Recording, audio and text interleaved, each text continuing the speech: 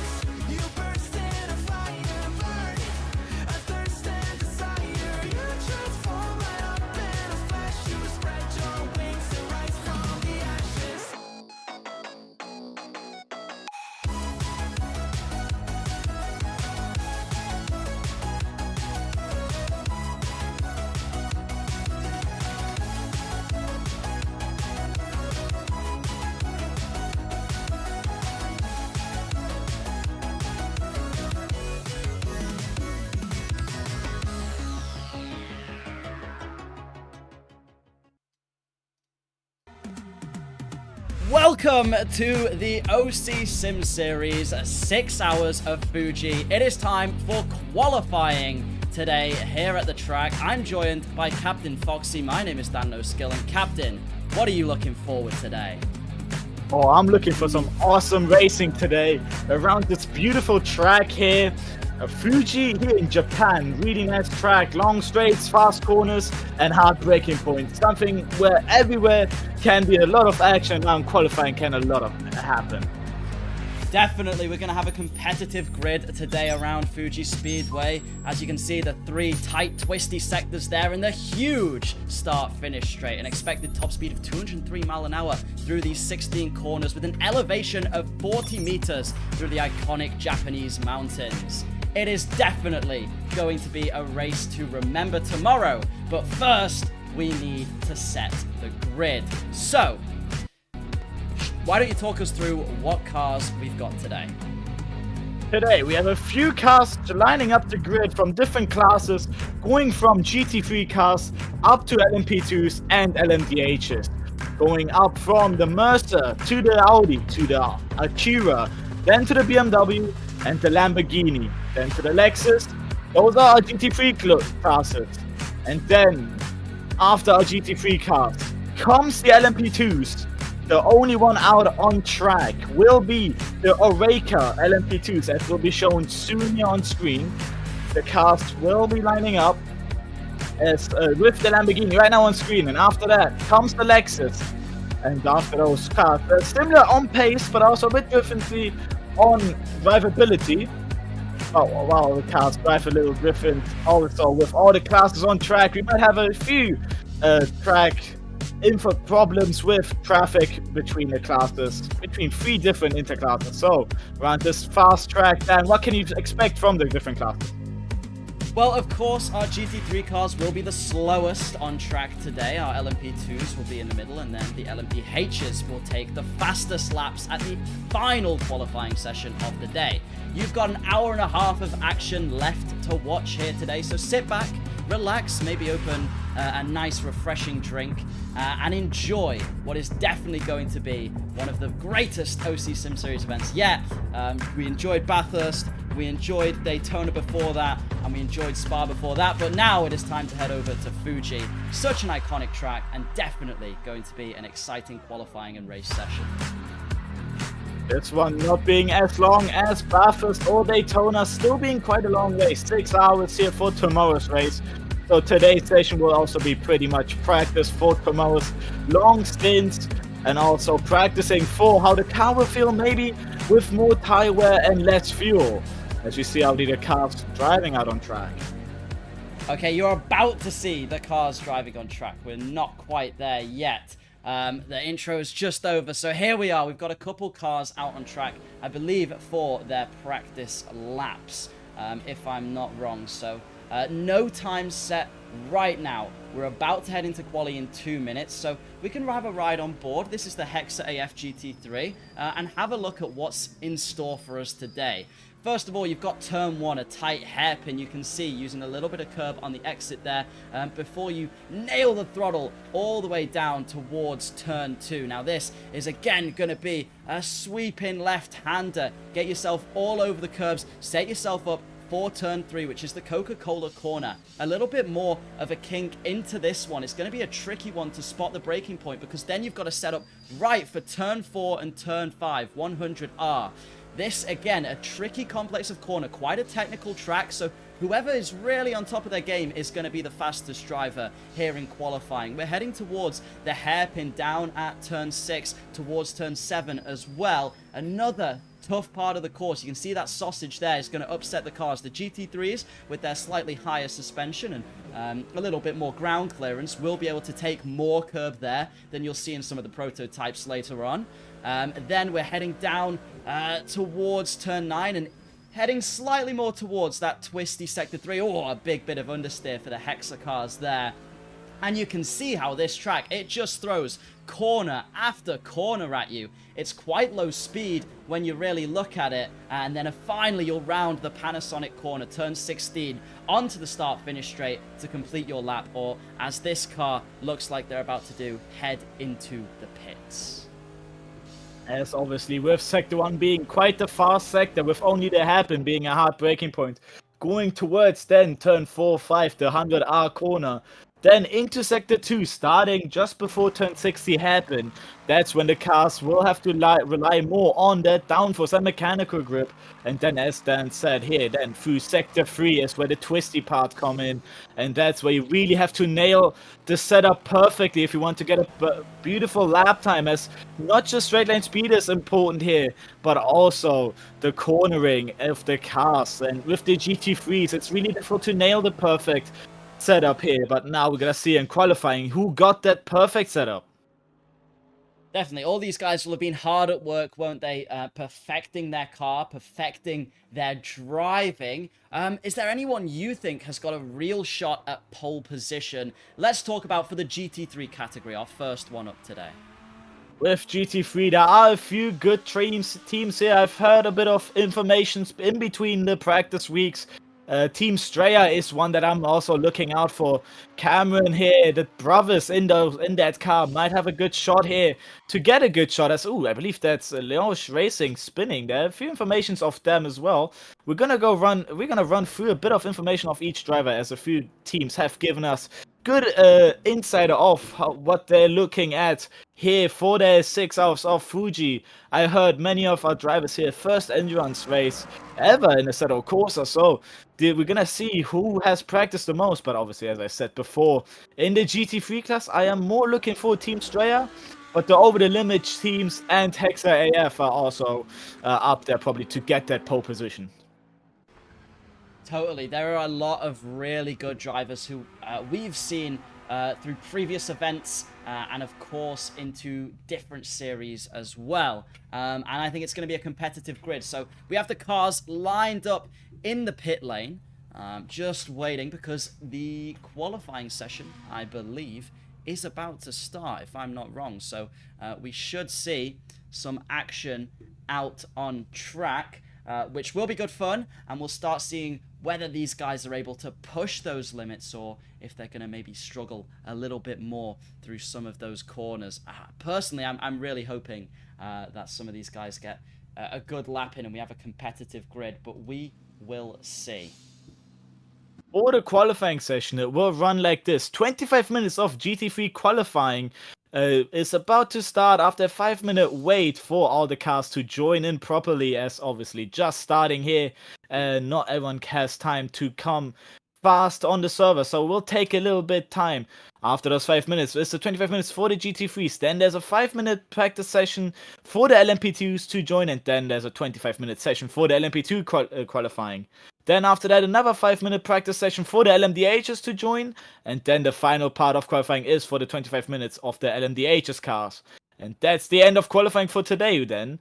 So we're going to have quite a long qualifying session today for each of the classes. A reminder as well that it's really important to follow the rules set by the race director before qualifying. So, you need to stay within the track limits, with the track limits being the white lines. Now, real penalty won't be penalizing these straight away. However, if you are going over it, your fastest laps will be deleted, and therefore you won't be on pole position. So make sure to check afterwards if your time's standing, and maybe don't get too close to that white line. Obviously, as Luca mentioned, separate sessions for each class, and you're allowed to go back to the pits, but you cannot stop in the middle of the track, because obviously that would hold up some of the other drivers. However, we're sure we're going to have a fun qualifying session, and it should be, like we said, probably one of the most competitive sessions we've seen throughout the OC Sim series. Also, with the different drivers in the teams, I've heard before, some drivers are still looking on who might drive in that car. Some in the teams a bit of problems on who wants to do that fastest lap on qualifying. 25 minutes is enough for every driver to have a shot, but obviously as a racing driver, sometimes the pressure can get to you, and 25 minutes is just not enough to nail that lap perfectly.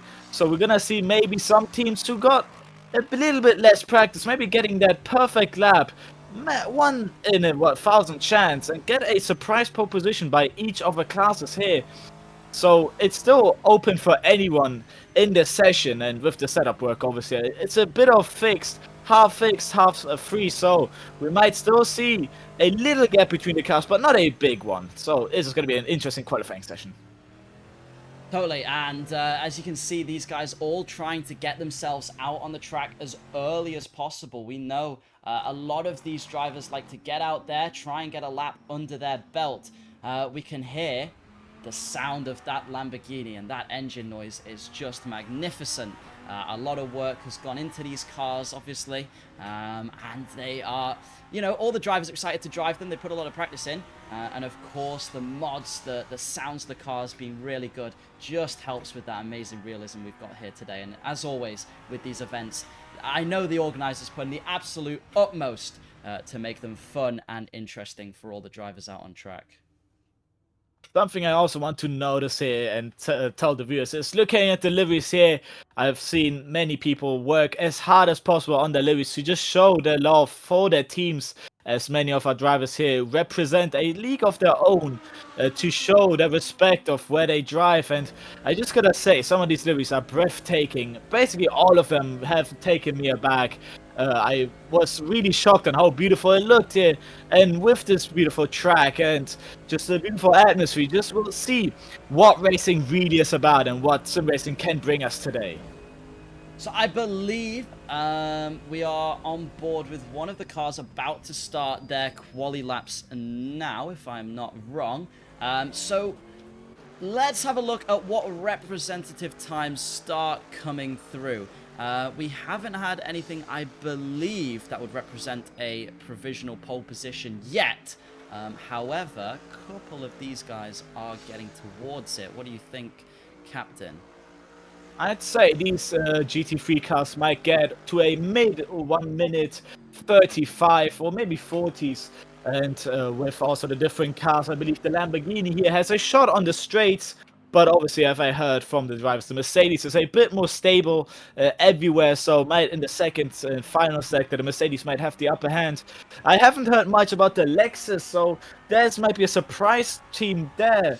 But I believe no one's driving the BMW, as that's also a car in the session, and the Audi. So three teams, three manufacturers out on track. Each the cars have a different point on track where they're best at. So we will just see which team has set the setup perfectly for the manufacturer. Definitely. I heard that a lot of people, you know, liking the Lamborghini, but also some of the other cars are really, really looking strong here too. And of course, if a driver has a driving style that suits a certain car, they can really make up the difference. So it's really going to be a matter of who can set the best time. Now, speaking of the best time, the first car across the line is the number 77 Silverheads division. They've set a provisional pole time of 1:39.2. So that is the time to beat, with Hexa slotting in just behind and Pending following them. I've seen the sector time, sector 1 of the Silverheads division. Again going purple, this time through the sector 1 with a 21.8. The last Pending system has done a 28.7, so that's about 6 times already gained there by the Lanzo. So the Lamborghini, sorry if I say the wrong names, the names are a bit different. The Lamborghini has got a better sector 1 here, but I believe that's in the sector 2. It's where they drop a little with the 1/10 difference to the Hexa AF Mercedes. So that's going to be interesting to see, as I believe the Lamborghini here, the Silverheads, has gotten a setup for straight lane speed. As now they're going to suffer through this final part of the track. That's where the Hexa AF car has gotten the jump on them, as now Silverheads has completed Sector 2 and Hexa AF as well. Going purple is Hexa AF through Sector 2. That's where the difference is. But they're 3 temps up, I believe, on the Silverhead. So the two drivers here, the two teams, already giving us a spectacular battle at the beginning of this qualifying session. Yeah, Hexa purple through the middle sector and green through sector 1. So, if they are able to finish this lap without putting it in the wall, without doing anything silly like that, it looks like they are on set to take the provisional pole. They are about to cross the line. It's such a long run. It'll feel like forever. And Hexa take provisional pole, a 1:38.9, dropping nearly 2/10 on the Silverheads. Looking further behind, over the limit, number 7 car has gone purple sector 1. What? 28.0, fastest so far. Gonna see as the Pending Systems has gone purple sector 3 and their last lap, gaining them a few tenths there. Over the limit, gone green sector 2, still up on that delta, and gone off. That's the lap invalidated.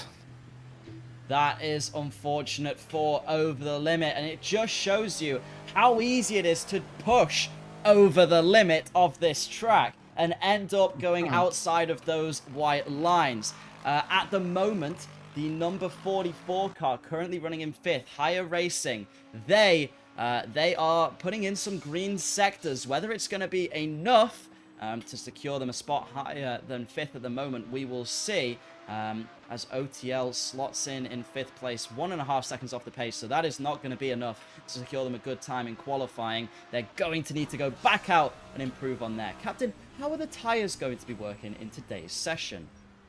I believe with the tire temperatures being an issue here, as on the straight, they will cool down just too much for the first sector, so the cars will be sliding through the entirety of sector 1 until the 100R corner. Then onto the hairpin, I believe that's where the tires will be up to temperatures again. Between all GT3 classes, there's only one compound, so who got those tire pressures correctly will have the best lap times through here. But with these GT3 cars in the final sector, the overheating issues, and then into sector 1, I believe they will cool down just too much. I've heard from one of the teams they have gotten overheating issues throughout the track, so that's also surprising to see. Who might have gotten the temperatures correctly, or who's running with too much temperature, so that will also diminish their pace through those corners, as a bit too much push through those tires might end up into the wall.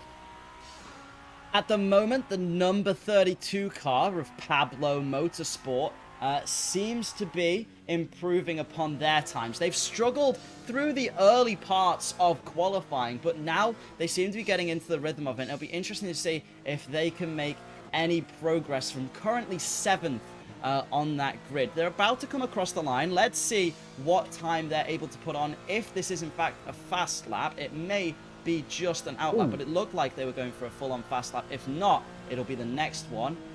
And no, they stay 7th at the moment, 1.6 seconds off the pace. So they're going to have to put in a little bit more. And OTL has just put in the fastest time to go pole position, or provisional pole position, with a purple sector 3. So finding a lot of time through that twisty section that, like you said, Captain, was very slow and very technical. And obviously a lot of time can be found through there.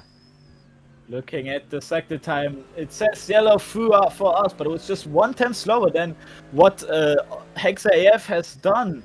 And that just shows that just with a 10th lost in sector 1, they gained it all in sector 2 and sector 3. Hexa AF here showing us a tire warm strategy, sliding here, but also keeping the foot on the brake pedal while giving the accelerator, heating the tires from the inside out. That's going to be also important, having the inside temperatures match the outside, just to minimize the graining, as obviously these cars are very realistic, and going with the graining, going into sector 3, if it's just too much, you might lose it into the faster section of the final sector. And number 33 car of Lifeless OCSS, they have taken provisional pole again with a purple sector 3. They are now 2.5 tenths clear of the OTL number 7 car. What a lap from them, a 38.5. These times are rapidly dropping as the drivers begin to get dialed into the track. We were watching on board there as well with the number 70 car, which looked like it might be making progress, but Lifeless just seemed to come out of nowhere there. As obviously with the 70 car, look at the delta. They are up a few tenths. Looks like to be jumping maybe the Silverhead's arrows as they go through across the line here. It doesn't jump yet, but one car that I'm looking at, Lifeless OCS, is again going with a faster lap. The delta is just improved there, but they've lost again. I see they have lost through the middle sector, now into the final sector, are down a few tenths. While the rest are still improving a little bit through the first sector, as I believe they're finding a few corners, a few millimeters on the track in the first sector, but later on, not quite. Looks like as well, earlier on in the lap, the Team Straya guys went off the track, so that is unfortunate for them. That'll, of course, put a damper on their qualifying session. At the moment, no one able to light up the timing sheets and get any closer to the Lifeless Racing team at the top. Although, with that said, the 24 car of Hexa has just popped in a purple sector 2, but it wasn't an astonishing sector 1. They're carrying on with the lap by the looks of it, though, because that was absolutely flying through there. They've taken a lot of curb into that final couple complex of corners. Let's see as they round the hairpin onto the start-finish straight. It's going to feel so long. They're just going to want to see that finish line as quickly as possible. It's going to be really interesting to see if they can get any closer to the top. They're about to cross the line. Hexa second, the 24 car, still 2/10 off the Lifeless lap. What a lap from Lifeless. It seems like they've really pushed themselves ahead in this, in this final 13 minutes of qualifying. Ending system was also on a good lap, going sector 1 and 2 green, but losing it all in sector 3. Yeah, well, over the limit. invalidated. Also right now, goes provisional pole position by about 200s there. Incredible lap.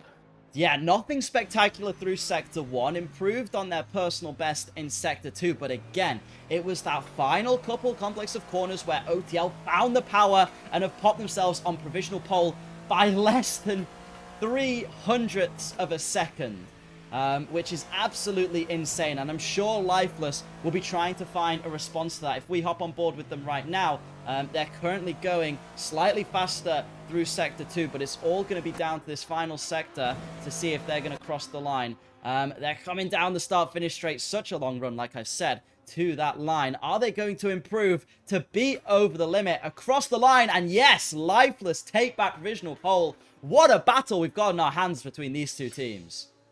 Incredible sector 3 by Lifeless there, 36.6. That's 2 attempts fast what Over the Limit has done there. Incredible what they're finding through those couple corners.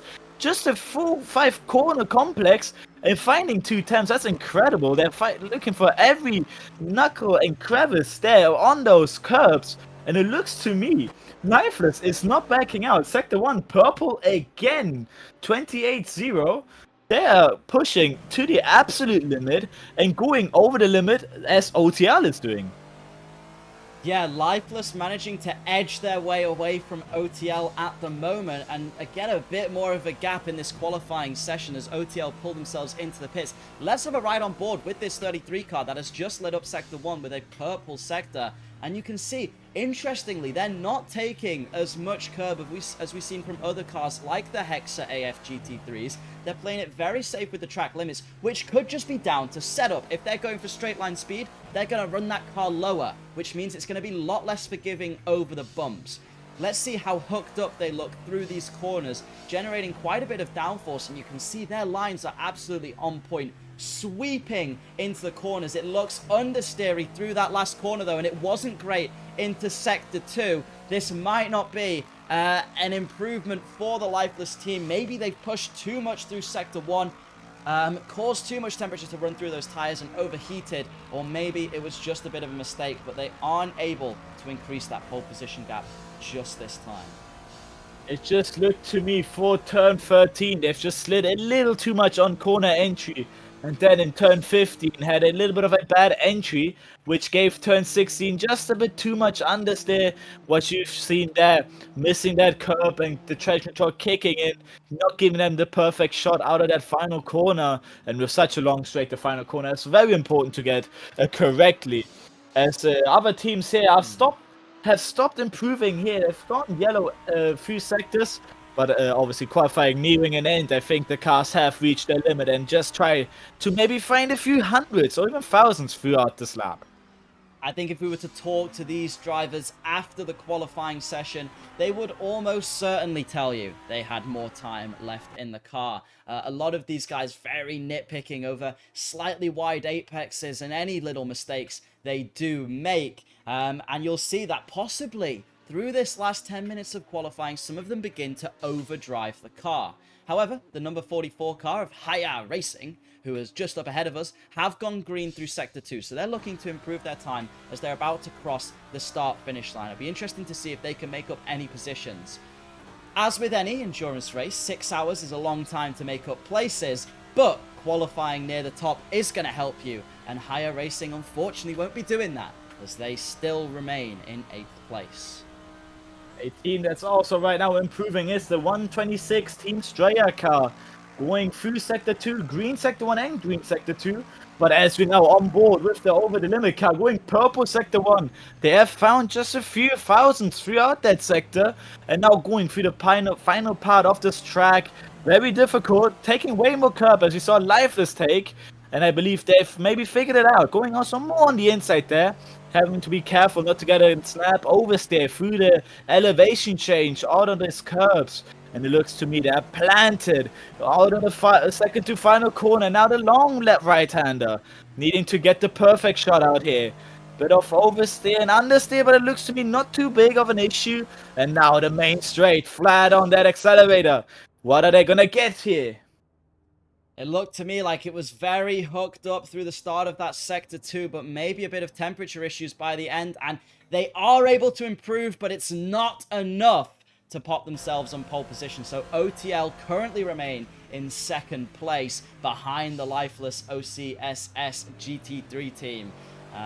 It's interesting to see if anyone else is in this fight. Hexa not putting in any improvements in a while, so maybe they're struggling to just hook up a better lap at the moment. As Pablo Motorsports has lost out a little bit in Sector 1, but has gone green Sector 2. They are right now on par with the PB, and onto the final straight. It looks to me they're going for the pit lane, unless they're taking a really inside line here. No, they have gone for the pit lane and banning the lap, as it looked to me the Sector 3 time wasn't just where they wanted to be, so abandoned it. As Team Straya, second car to improve right now their lap. Green Sector 1, but has gone yellow Sector 2.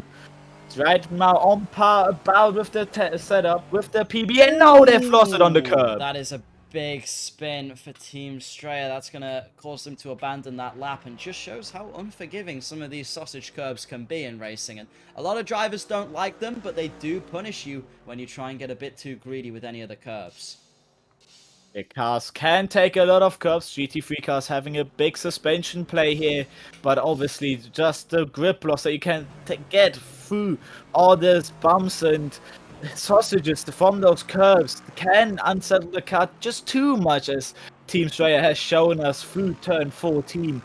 And it's incredible to see how lucky they are to sometimes even run through those curves and not lose the cars. Lifeless shows us how to take those curves correctly, but I believe their lap here, Sector 1 not great, but Sector 2 incredible, going purple.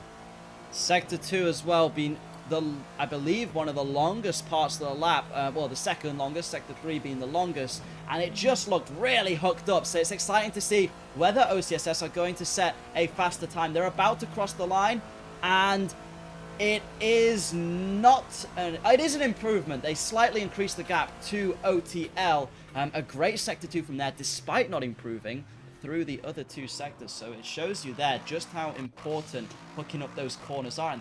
And they weren't taking that much curb, were they, Captain? Can you explain to us why that might be?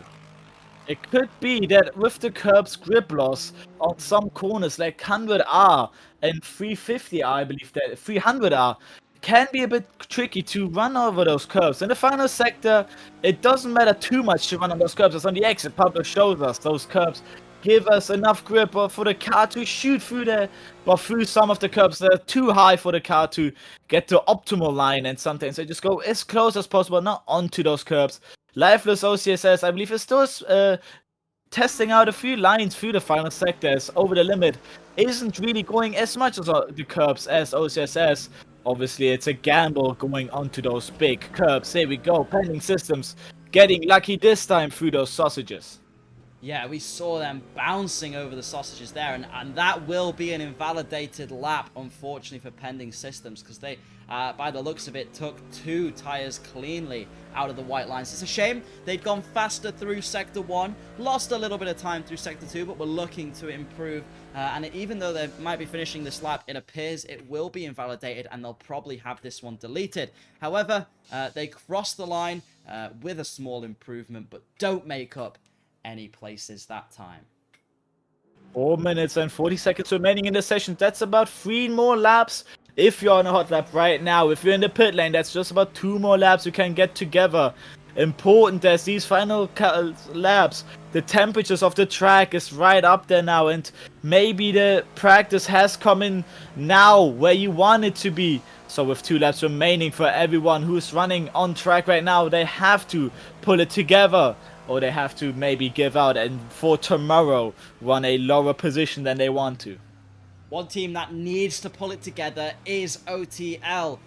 They are currently challenging for pole position against Lifeless. They've improved through Sector 2, but Lifeless behind them have gone purple in Sector 1. They've just eaten some of the curbs, but they might get away with it. They're trying their absolute best. You can see whoever the driver in the car is absolutely driving their heart out at the moment. They're about to round the final corner and get a run down that main straight, but will it be enough to secure them provisional pole position? Well, let's see. They're about to cross the line. They're waiting. They're waiting. You know his foot will be planted to the floor. He'll be gripping the steering wheel. And is it enough to put them on provisional pole position? It is not. Over the limit, not on provisional pole, but Lifeless were improving through Sector 1. Let's see what they can do, because they're about to cross the line too. You can see they've just got on to that main start-finish straight. They're heading all the way down towards not the checkered flag, but the checkered line to signify where is the beginning and end of the lap. Will it be enough for the Lifeless team? It will be. Whoa. And they are currently 4/10ths clear of OTL. What a lap from Lifeless Racing. Gaining 3/10ths in that one lap. Incredible finding in Sector 1. Being the first team to go under the 28 in Sector 1 with a 27.9. And then just keeping it together for the rest of the lap gave them the advantage of 3/10ths. Incredible. And over the limit, looks to me they haven't gotten really quite yet. I think they've spun out of the Sector 2 corner. So they have only one last shot if they really wanted to bring it together. And Lifeless OCSS does not want to risk anything and gaining on that gap between those two. The bigger the gap, the safer they are, and they know that, so they've pushed it together on that lap.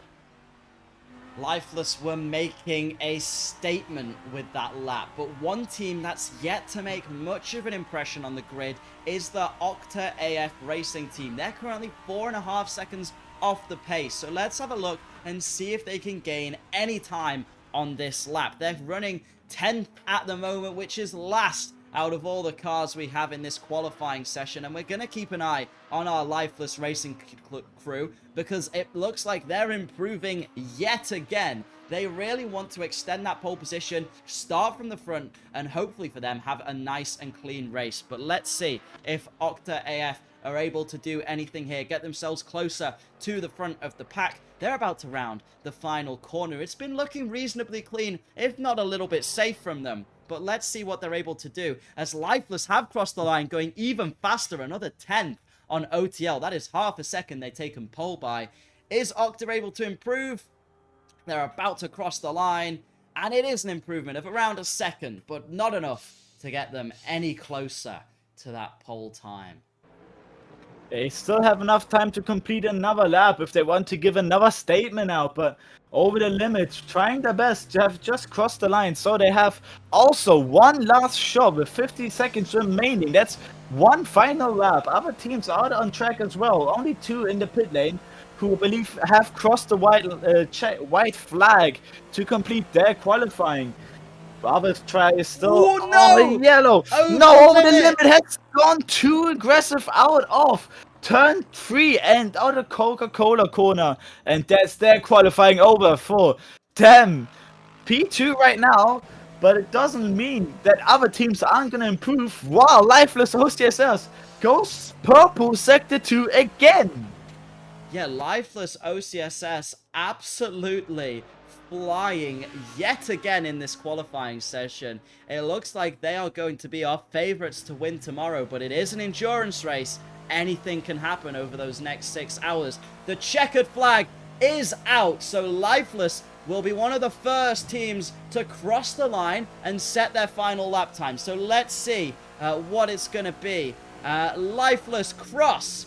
It is not an improvement that time. They remain on provisional pole. Behind them, the only other team that looks like they've made up a little bit of time is Team Straya. They've gone green through Sector 1 and 2, and now they're rounding the final corner. So, could it be an improvement for them? They're currently going to be starting in 6th if the grid remains as is tomorrow. But now they're about to cross the line.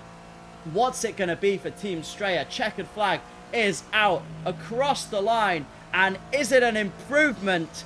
It is not an improvement in position. They remain 6th place. Lost a little bit of time in that Sector 3. Unfortunate for Team Straya as they pull over. Ready to go back into the pit lane. Is anyone else out on a lap worthy of pole position, possibly the number 77 car. The Silverheads, they're about to cross the line. What's it going to be for them? And it is a good lap from them. They move up into third across the line, and that should set our grid for tomorrow's race. The lifeless OCSS, the big story of today. They're on pole by half a second. What a lap. They have nailed all the corners perfectly with turn 1 and sector 1 going incredibly fast under the 28s, and then sector 2 just bringing it home and nice and safe, not improving much there. And sector 3 is where they gained the final 2 temps out of over the limit, but the Silverheads, great shock, gaining themselves the top 3 position just on the final lap, just as I predicted. On the final laps is where you really can improve, and now is the next break for the next group to join. Yeah, so next up, we have got, I believe, correct me if I'm wrong, but it is our LMP2s. Exactly, it's the LMP2s joining us on the grid after the 5-minute wait, and that's when we see faster cars, faster sectors, but also different lines than what we saw the GT3 take. Yeah, totally. It's going to be a lot different. There's a big increase in aerodynamics from the GT3 cars. So of course it's going to be a lot faster. It's also going to be just as competitive, hopefully. We saw an amazing battle, didn't we, between that lifeless team and the OTL team. So it's going to be another exciting quali. So stay tuned and enjoy, because coming up after this, we've also got our LMDhs. The battles between the GT3s was really fun to watch. We already have a little of a sneak peek for tomorrow's race. Obviously, now they have the chance to fight that closely together. Tomorrow being 6 hours, you don't want to risk everything at the beginning. We might see some battles in the mid-half of the session, and then the final part, that's again where racing comes in clutch. But now, qualifying. Interesting to see, bringing that 1 lap together. Definitely. We're about to have another qualifying session here with our LMP2 cars. A couple of them already heading out on the track, so we will take you live to that action right now. This is their practice. They've got a couple minutes to get themselves dialed in with the track, with the course, and see if they can pop in their fastest times for, is it another 25-minute session here It at is Fuji? 25 minutes after the 5 minutes of practice. These 5 minutes are more to help the drivers get used to the track temperatures, as during those practice sessions the temperatures might be different, but also time of day plays a huge role, as where the lighting are. Many braking points might be adjusted by shadows of trees or just overhangs, so they have to get used to what now brings them. 25 minutes to get the best out of that car, but also just a few minutes to maybe do some tiny tweaks on that setup, as it's still possible before tomorrow's race. And we're going to have a special guest joining us for this qualifying session. One of our LMDh drivers who's going to come and give us a little bit of insight into how the track's feeling today. I welcome to you, everybody, Tong, who is here for the qualifying session for the LMP2s. Tong, how's it going, and what are you looking forward to today? I am looking forward to some LMDh qualifying and hopefully stick it on the pole. Yeah, it's been good so far. We've had Lifeless manage to absolutely storm everybody out by half a second, and the rest of the field seems tight behind up to about 6th. So GT3's already been good. We'll see what the LMP2s can do. They've already explored track limits, so yeah, it's going to be pretty good. Definitely. I think it's going to be a really exciting race. So, as one of the drivers for the race today, what have you been doing to prepare, and what are your expectations for qualifying and for the 6 hours of Fuji? Well, I went out work. I only came home from work. I haven't done any practice, so I said I'd join you guys and see what's going on. I know we did the test race on Wednesday, which was actually very fun. So the pace is looking well. That's good. Glad the pace is looking good for you. Are you going to be the one driving for Quali, Tom? I am, which is not my strong suit, but we'll give it a go. I'm more excited about the race, because the race tomorrow is going to be, well, if anything to go off against the test race, stay tuned, because there's a lot of fast guys up for the top, up in L2 at GT3, so there's going to be battles absolutely everywhere for the entire 6 hours. We saw a pretty dominant pole position in the GT3s. Are you expecting that, given what you've just said, to be a little less dominant and a little bit more competitive for the LMDh and the LMP2 pole? The LMP2, looking at the timings, obviously in practice across the weeks, it looks very competitive. And the LMDh, it really depends, because you're so harsh with the hybrid, and the cars are a lot heavier. Also having the BOP for the Porsche against the BMW, we don't know really, because at the end of the day, it comes down to one lap. And with how technical, twisty, how many bumps and curbs you hit around here, especially the LMDh not taking it so well, it could be.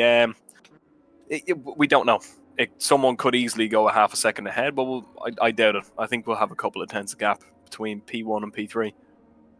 Definitely. I think it's going to be competitive, but like you said, the technical nature of this track does make it difficult. We've seen how much time there is to be gained over one lap, and 25 minutes to put in that one lap. Well, it's not a lot of time, and the pressure can really begin to get to you. We have got 10 seconds until checkered flag is out for practice, and then we'll head over to our qualifying. Captain, what are you looking forward to in this next qualifying session? I'm looking forward to the drivers exploring all the limits of the tracks with the GT3s. It's easier to run over those curbs. Tong has told us here that these cars are a bit more risky on those curbs. So I'm excited to see what the drivers try with the LMP2s, but also how the times will jump throughout the session, as with the GT3s we saw later on how high the times have jumped. Tom is still here. Tell us, well, how are the track limits? How easy is it to just go over that white line?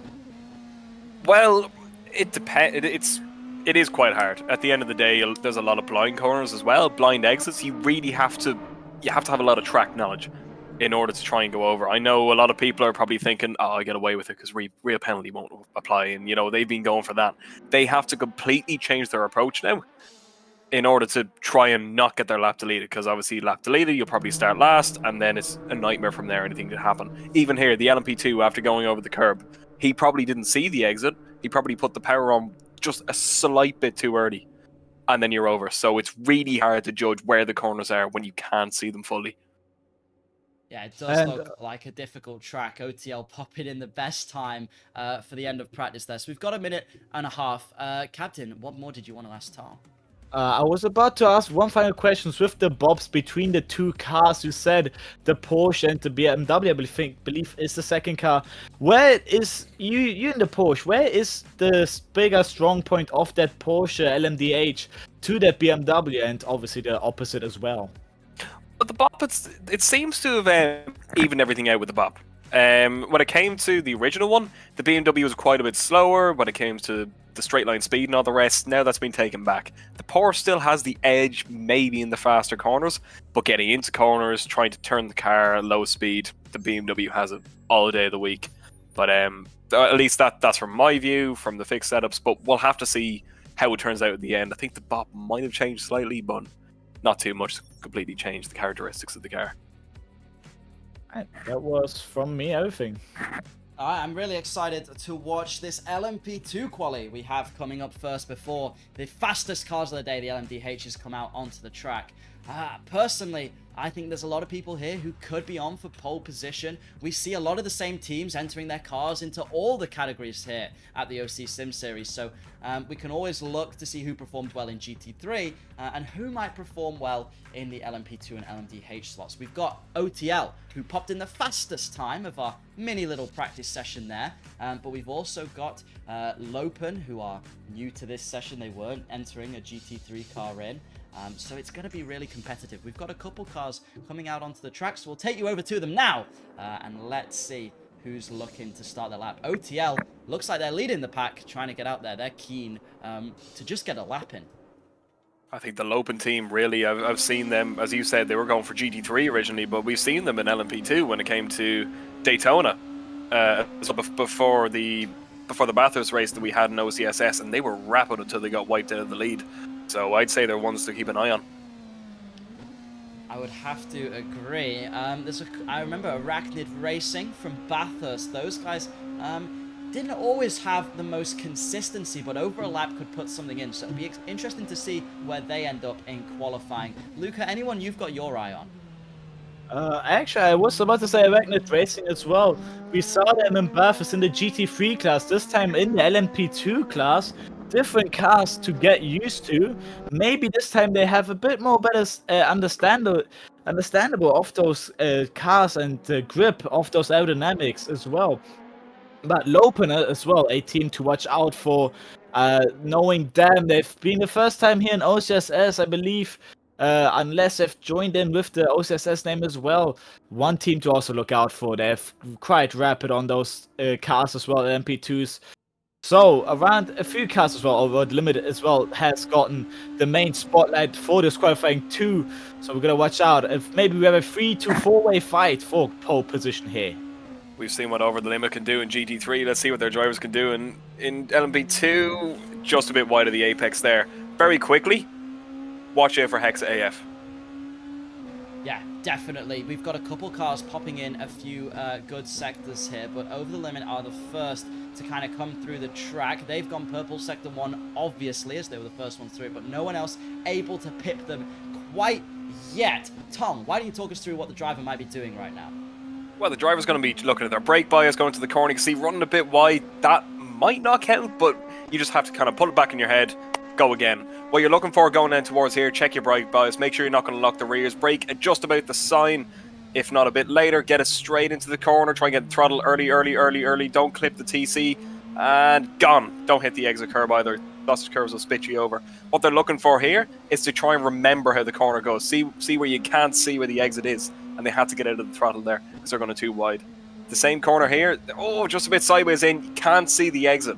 So what they're trying to do right now, jog their memory on when they can put the throttle on because they don't want to lose a lap. Yeah, a lot of the time we see at the start of these qualifying sessions, the drivers having to get themselves dialed into the track, which is why the times tend to drop pretty rapidly after around 5 or so minutes. Now, the OTL car we just watched on board, oh, there's a big spin. Ooh, someone nearly going off in the background there.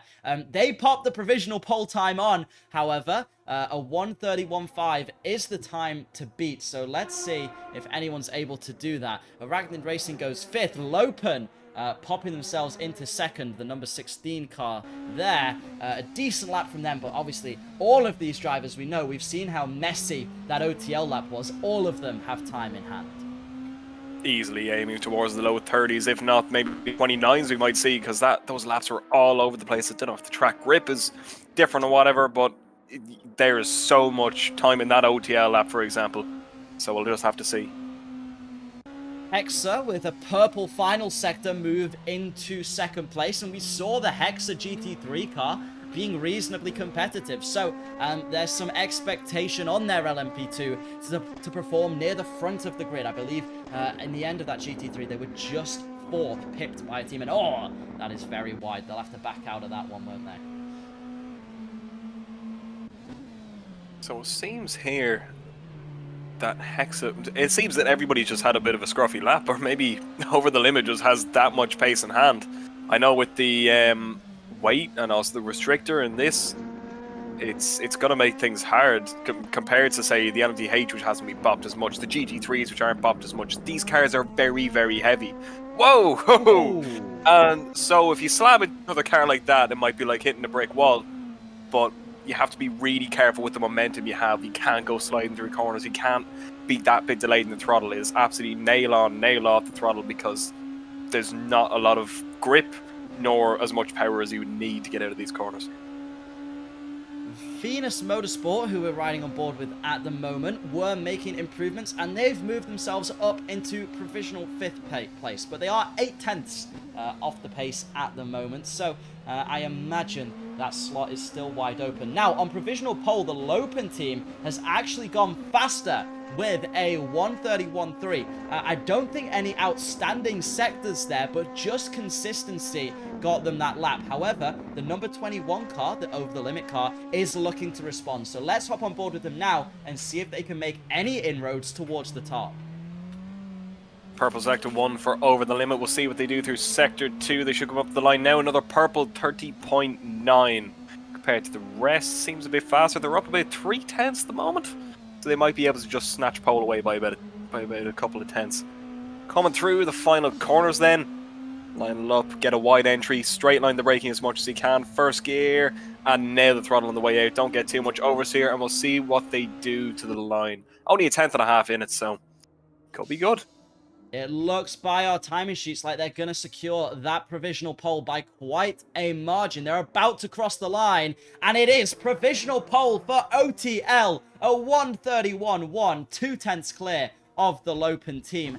How will Lopen or any other teams respond to this? As Octo AF, who struggled with their GT3 car, have actually moved themselves up into 4th during this qualifying session too. So maybe they're in the hunt for a pole position if they can find quite a bit more time. Seems a bit odd that Over the Limit had a worse final sector than they did before, even though it was very scruffy. So it's a lot more time in that. Definitely, and you'll see that maybe sometimes experimenting with those lines in the car could bring you some more time. This is a technical track after all, and maybe doing something a bit more unconventional will actually work out in your favor. And that may not work out. Going over the track limits is definitely not what you want to do, unfortunately, for these teams. I have been sent a bunch of information by the event organizer. They have a 90-degree V8 with a 4,200cc engine capacity. These LMP2s weigh 135 kilograms. How much is that, Tom? Is that quite a bit? It's a bit more than my left leg, yeah. Fair enough. And they provide 555 newton meters of torque with a max brake horsepower of 600.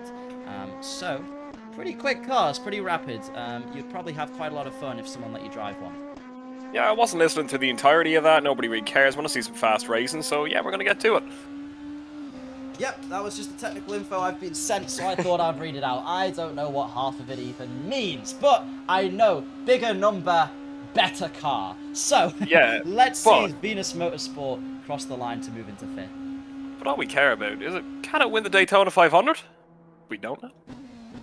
We don't know. No. Maybe you would know, you Daytonga. Anyways, Venus Motorsport on a lap. Let's see what they do through the first sector. They're coming up towards the split just after this corner. Once you get the inside curve, it should kind of hook you up and bounced over it. Nope, that is lap over. And they know it. Yeah, they've backed out of that one. That is a shame for the Venus Motorsport crew. Let's hop on board with the number 90 car and see how they're doing. They've had a bit of a rough Sector 1, but it looks like they've found quite a bit of time through Sector 2 and might be finding even more through Sector 3. So, they're about to round the final corner. Is it going to be an improvement for the Hexa AF Racing LMP2 team? They were just robbed of starting on a podium in the GT3. What can they do in this lap? They're about to cross the line, and it's an improvement into 2nd for the Hexa team, just under 3/10 off pole. They're going to be looking for more time as they go round again. Wow, yeah, that was a lot of improvement there from the Hexa team. They improved a good, I think, about 0.6 of a second. But Venus Motorsport's coming out the final corner. They're looking to finish out this lap, but they're about 2 seconds down.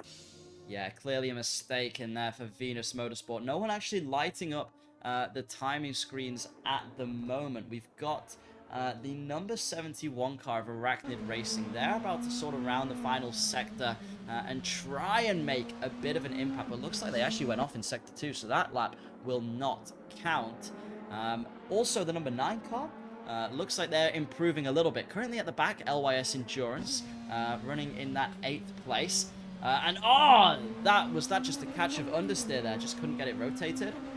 Catch of oversteer. The car kind of just came around. Maybe when they went into first gear, maybe a bit late, and the engine braking just dragged them around. Wow. It seems at this point a lot of people are starting to go back to pits. Maybe the conditions have changed since they practiced. Maybe they're not really happy with what they felt they were comfortable with before. This is the time you take maybe to change the wings, change the tire pressures, see what's wrong, or maybe there's something more that you could deal with. Even take a click of wing off. You could probably deal with that around maybe this part of the track, and then it would work out for you in the final sector where you have a bit more turning, or maybe the car is too unstable. This is the time that you take to go and find the right setup, make clicks, because you have the time now. If it doesn't work, you can go back to pits and change it back, and then you know what you're working with. So really now it's all about experimentation, and also some internet connection, maybe. Yeah, it looks like PHRL is struggling with their internet. We saw they were going wide through Sector 2 after actually quite a decent Sector 1 from them. So at the moment, no one challenging OTL at the top. We saw Lopen sort of get towards them near the start of qualifying, but since then, OTL have popped in that 130.9 and have been sitting on it for quite a while. So we'll see if anyone can make any inroads towards the top. But a 2/10 gap, not too bad. But Lopen might be responding, Tom. I'm seeing that now. They're after lighting up the middle sector, the fastest middle sector by about a few hundredths, but the first sector they're still down about 2/10, but it all comes down to the final corner. Seems to be up a tenth at the moment. Can they get it in? Can they get it rotated? Flatten the throttle. Don't worry about that car. He's not going to get in your way. And go! Let's see what they can come with across the line. They were 300ths up in the second sector, 2/10 down in the first sector. We know that OTL had a bad final sector, though. Coming across the line. Still going to be third. Not an improvement for Lopen. What a shame. Looked like they had it through Sector 2. Looked like maybe they could hook it up together, but maybe just put off by that car. Spun halfway in the middle of the road. The OTL car still out on track and still actually improving. Their Sector 2 is a personal best. However, it doesn't top the Lopen Sector 2 that we just saw there. So they're going to cross the line. Can they increase their margin on pole position? They have done throughout this session. Let's see what they can do. Across the line, will OTL remain dialed in, remain improving? Not quite. By the looks of it, stays a 30.9 to beat. You can see it through the last corner with the LMP2s, really. Like, some cars are very hesitant through the final corner, whereas OTL just got the right angle for rotation and nailed the throttle and gone they went. So that's really where they're getting a lot of these cars.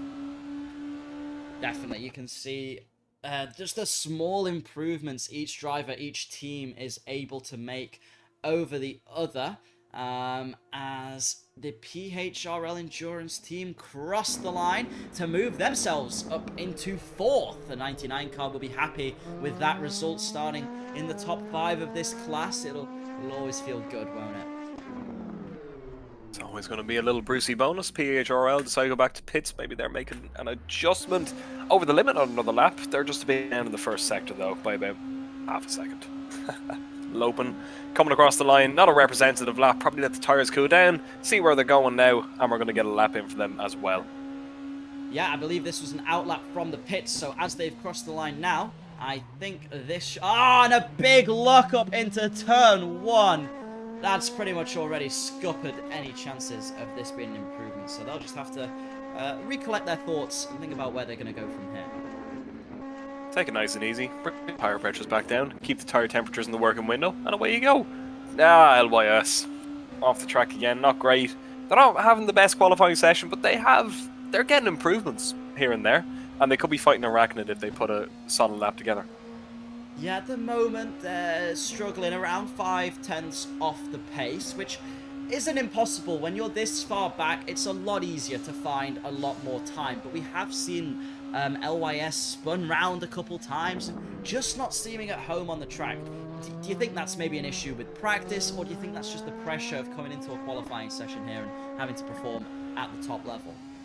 It could also come down to experience. The amount of time that a lot of people spend in these cars, practicing over the years, even when they're doing different races in WSS, for example, or any kind of online lobby, it does come down to experience with the game as much as it does with the car. So it could be a lack of practice, we never know, but it also can come down to experience.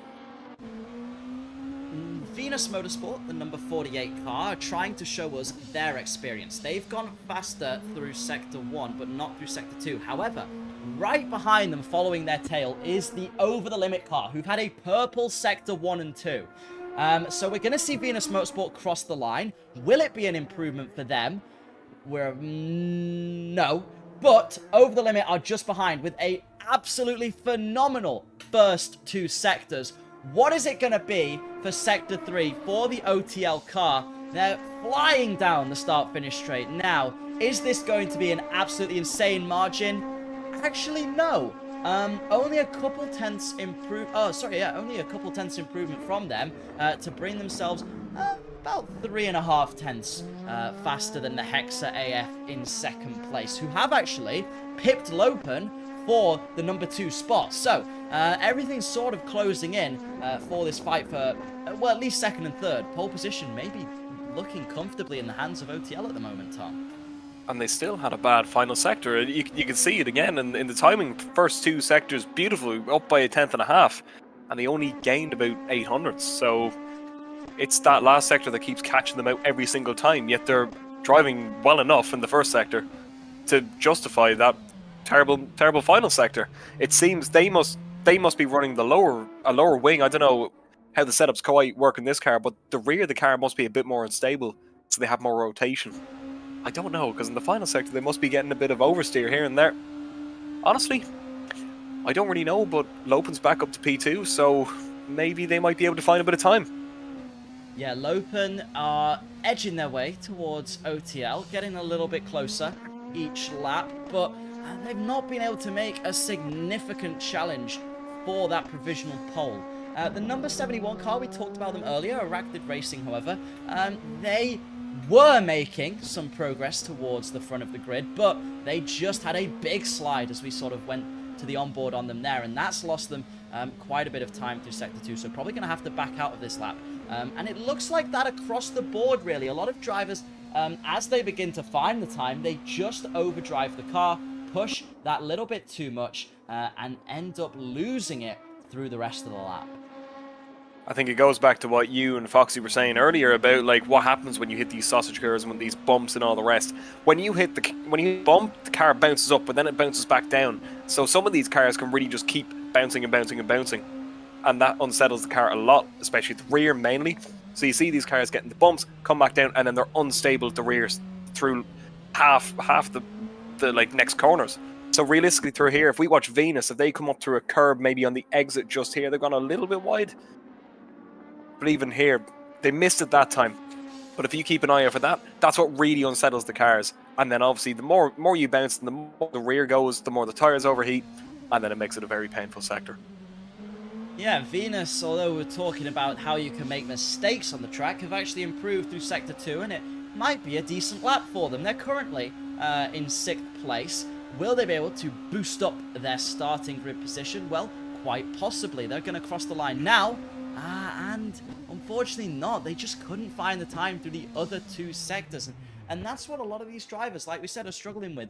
It's being consistent through the whole lap. It's not just about Sector 1 or Sector 2 or Sector 3. It's about putting it together. And maybe OTL are getting away with a poor Sector 3. But you never know.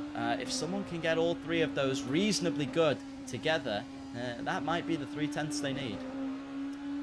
LYS looking a bit more planted through the first sector, taking late apex. The long right-hander. It never ends. It never ends trying to bring it back to the right as quick as they can. It's still in the bit in the middle of the back. Now they're going to try and pin it first gear into second gear, very long first gear in these LMP2 cars, and they're going to absolutely nail it down towards the chicane. Trying to get the brake bias right for this is an absolute nightmare, but they might have a hooked up brake just after the sign. Into first gear, and too far. Maybe a bit too much front bias, maybe a bit too ambitious in the brakes. It looked like they did leave that very late to try and swing it into the corner, so possibly looking a bit too ambitious. And, you know, that could have been a half-decent lap for LYS. It could have been the improvement they needed if maybe they just remained a bit more consistent. Sometimes you don't need your best sector for every sector. You just need your decentest sector, if that was a word. And you could secure yourself, maybe not pole, but a half-decent position at best. Hexa will be looking to get their way towards the Lopen team. They're not that far behind. Only 500 separate them, but right now Hexa's going in for a drink. They're having some fuel in that car, some fresh tyres probably, and they'll go back out and see what they can do. These LMP2s can be quite a bit thirsty as well, so maybe it is needed, and PHRL have written off the lap. Yeah, they've improved a purple, but they have written off the lap. Yeah, I'm sure if that's going to be reviewed by the stewards later on, it will unfortunately for PHRL be deleted, who at the moment running in 4th, which is a decent time, but I've seen 2 track limits now as we're on board with them. They are just absolutely violating those curbs.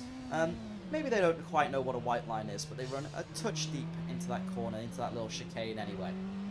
Lopen seem to be up by about a 10th at the moment. We'll see what they can do when they come through the second sector. First sector, still a few tenths off over the limit, but maybe they have a bit more pace than the last 2. Well, we've talked about, haven't we, how OTL have struggled with the final corner and the final sector as a whole. So if Lopen can maybe nail that part and just get a half-decent sector 2 in here, which they have done, it could be enough to challenge OTL for pole. So let's see, as they're rounding now into the final sector, they're green at the moment. They've got about a 10th in hand. Can they improve? We're heading into the last corner, so this is where they can make the most time. It looks pretty hooked up. They probably could have used a bit more curb on the exit if they'd been able to see it, but like you said, that is a blind exit, so it must be quite a tough one to get right every single time. They're going to head their way down towards that start-finish line. It is purple through Sector 3, but it is not enough for pole position, so that Sector 1 is what Lopen are missing now. Game on, because Lopen did a 26-1 in the first sector beforehand. That was a 26-3, so there is 2 tenths in there. Can they find an extra few hundreds? It looks like they're going for another one. Yeah, I'm going to be really excited to see what Lopen can do this lap. It looks like they're getting dialed in with the track, and they want to try and challenge, but again, they haven't found the 2 tenths they needed. Another 26-3 through Sector 1, so they're going to have to look back and think, what was the improvement last time? We're going to quickly hop on board with Arachnid Racing because they've gone faster through Sector 1 and 2, and they're about to cross the line. Is it going to be an improvement from Arachnid? It is a big improvement, up to 4th for Arachnid Racing, but another big story further up the grid is OTL, who have seen that Lopen lap time, seen that gap drop, and they've come to respond with another fastest first sector into the 25s in that first sector, a 25.9 for OTL. So that's 4 tenths they have on Lopen through there. How did all of a sudden Arachnid's woken up? Good morning, Arachnid. Welcome to the race. And then OTL have just looked at Lopen. You say looked at Lopen's sector and just went, no, not going to have it. Not a purple middle sector, but they're only about half a tenth off. If they can nail these last few sectors, bit of a steer, then they could probably snatch the pole by even more. They were up by around 2 tenths. Yeah, let's see what they can do through the final corner. That middle sector was a little bit messy, and the final sector looked a bit slidey too, but we're about to find out if they've got enough time in hand to increase the gap to pole position. OTL across the line, and it's not an improvement despite that stunning Sector 1. They've just not made the improvement they need to. Venus Motorsport looking quite competitive too as they cross the line and put themselves into 5th place. So Venus Motorsport happy to make up another position in this qualifying session. Last laps for everyone now, apart from, it seems PHRL Endurance. They will be the last ones to cross the line with a bit of time to finish out the qualifying session. So realistically, everybody's on their last laps. Over the limits, then another purple Sector 1 got even faster. Lopen's found 1 tenth through the first sector as well. They're going through the chicane now. Let's see if they can try claw back another 10.5. But over the limit is going even faster in Sector 1. Lopen a 30.8 in Sector 2. That's a tenth faster than what we saw from OTL. So we'll just have to see if they can close out the lap. This could be down to the wire. This is a huge fight for pole position. Both teams know these laps count. OTL have gone faster through Sector 2, so Lopen are going to try to make it count through Sector 3, which we know OTL have struggled with. Lopen will be the first of the 2 cars to cross the line. They're pretty much neck and neck on track as well. They're right behind each other, with OTL pretty much following Lopen. Lopen don't make it, which means OTL, as they cross the line, they will potentially increase their gap to pole position. Let's see. The checkered flag is out. This will be the final lap for all the drivers, and OTL increase their gap a 30.8 as they cross the line and take what could be provisional pole. But Hexa aren't out of it yet. They're flying down this start-finish straight, and it's not enough to improve their position. And I believe that will be everybody who's finishing at least a lap competitive of pole. We've got a couple cars left out, or Arachnid Racing going wide though, so their lap will be invalid.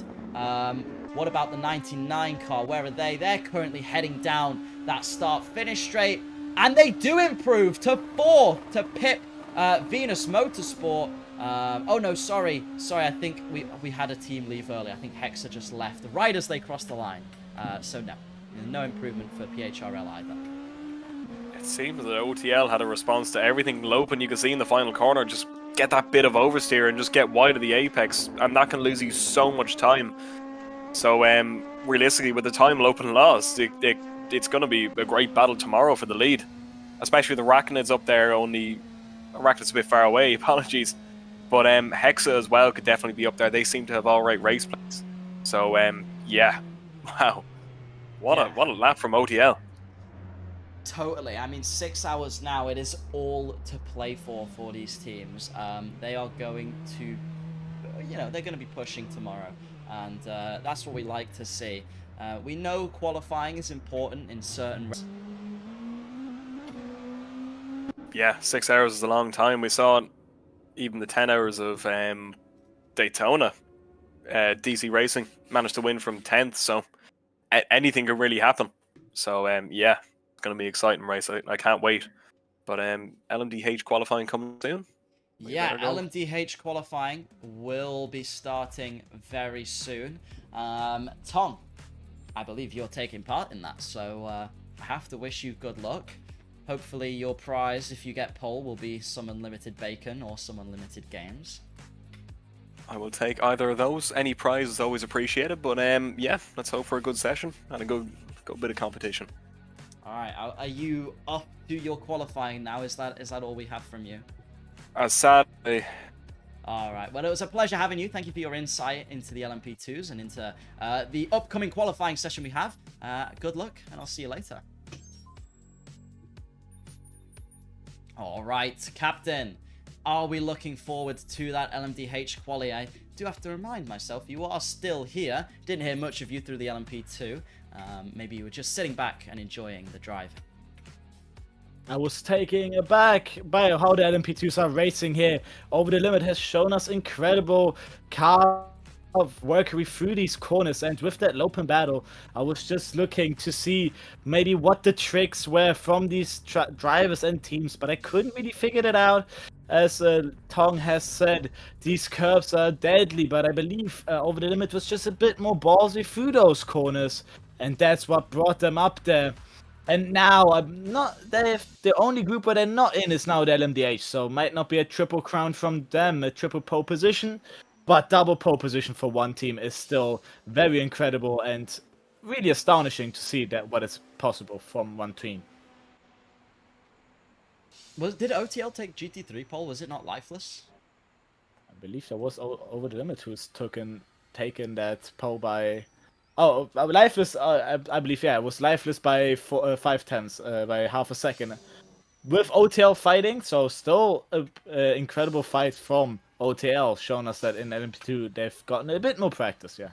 Yeah, definitely. I mean, they've been competitive, but it doesn't look like they've entered anybody into the LMDh category, as far as I can see at the moment. We might not have everybody in yet.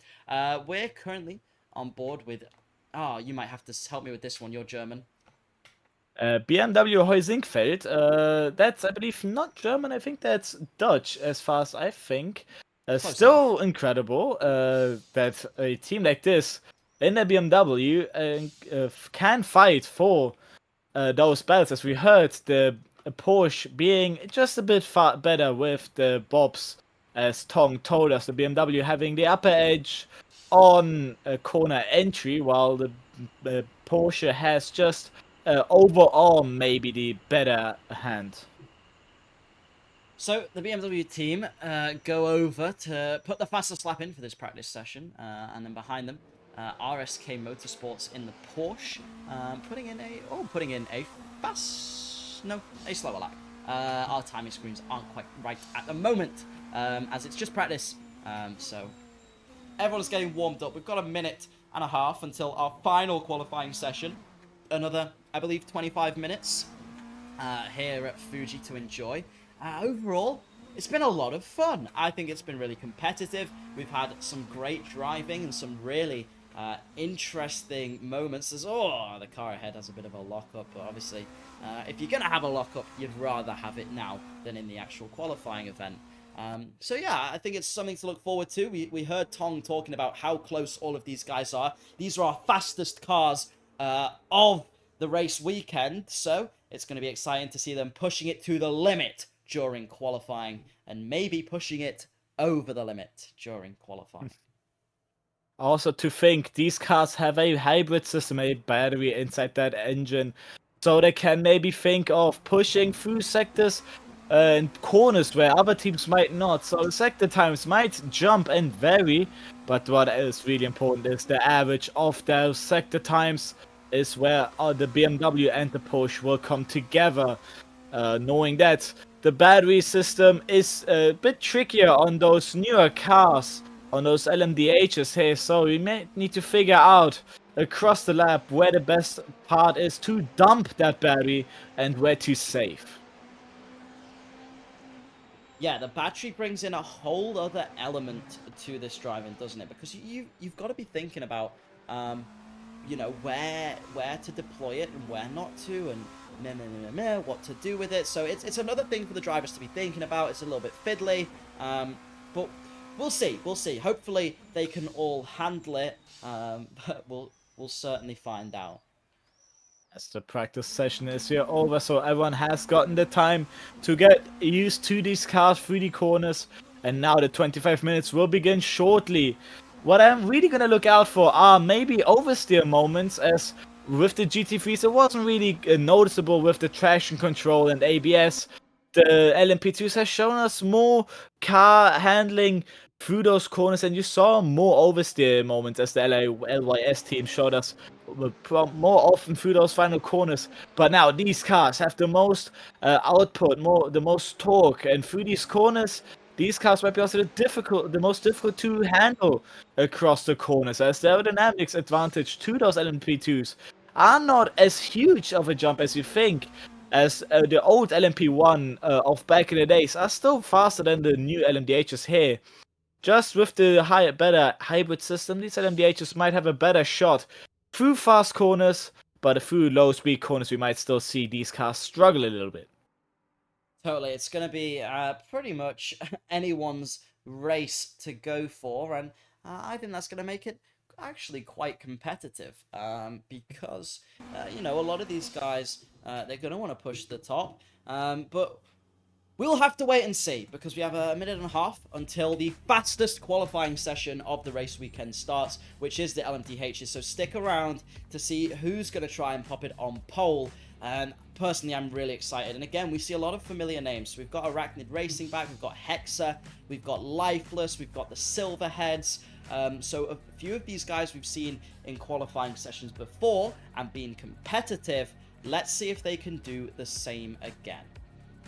I believe with this grid, this being the closest of the classes between the Heusingfeld Project A, and I believe Hexa might have a shot here as well. Lifeless, I believe, has also gotten a lot of practice through here. So this might be the closest qualifying session for today, depending on also if the teams can bring those laps together. With these cars, 25 minutes, they can bring the most laps out of the groups here. So they have quite a bit of time to figure out where they can gain and where they maybe can avoid losing time. Yeah, definitely these guys are going to be pushing. They've got 25 minutes, just like the rest of the cars, to show us what they can do, what their fastest lap will be. We're about 10 seconds away from on-track action, which personally, I'm so excited for. I love seeing these cars go fast. I love seeing these drivers push them to the limit. They all put so much practice in, and they deserve our respect for it. So, qualifying is about to get underway. Let's see who's pulling out onto the track first. Interesting, everyone coming out at the same time. With the GT3, so it wasn't quite noticeable with the cars taking the slipstream. With the LMP2, so it was more noticeable. Teams trying to stick behind the car ahead, but now with these cars, it's very important to stick your car behind that slipstream, as the dirtier might not be as huge of a time loss as you can gain with the slipstream. So we see now basically everyone out at the same time with just a few temps in between them. We might even see some battling here, who maybe wanted to get up ahead in front and to start the lap as well at the first to be out there, as BMW Hoysingfeld has gotten the jump on everyone. Yeah, the number 86 car, that I'm not going to try and pronounce, actually. I was about to, but I just thought, no, I'm going to butcher it. You know what, I'll do it. BMW Hoysingfeld. They are leading the pack at the moment, and they've got a little bit of a gap to Project A, who we're on board with now, just behind them. So we'll see how effective that slipstream is. We've talked about that absolutely massive final straight. So there we go, BMW. Project A giving themselves a bit of a gap in case they're faster, but actually staying somewhat close to BMW, and they'll catch probably a little bit of a toe down here, won't they? But Captain, why don't you take us through the first lap on these LMDHs as we ride on board with Project A? As these cars only have 7 gears, we're getting very close to those final braking zone. The braking zone right as the curb starts, down to first, getting the rotation in, about 75 kilometers an hour, hard on the accelerator for that exit, getting all the grip from that battery. Now a bit of battery usage towards the left hand of the Coca-Cola corner, down 2 gears, and now hard on accelerator again. Bit of lifting through this right hander as you don't want to understeer too much. Trying to get the perfect line for this braking point for the hairpin towards the left hand, and now Project A missing a little bit of that inside curb, going onto that outside curb. We heard that riding that too much is not really healthy for their grip levels. And now towards the chicane, turn 10, 11 and 12, hard on the brakes, trying not to lock up. The front right there smoking a little bit, and now towards the chicane left. Now right again, trying not to ride too much off the curb, a bit of oversteer snap. And now the second right-hander, turn 13, difficult on the accelerator, so oversteer snap can happen. Now turn 14 and 15 left.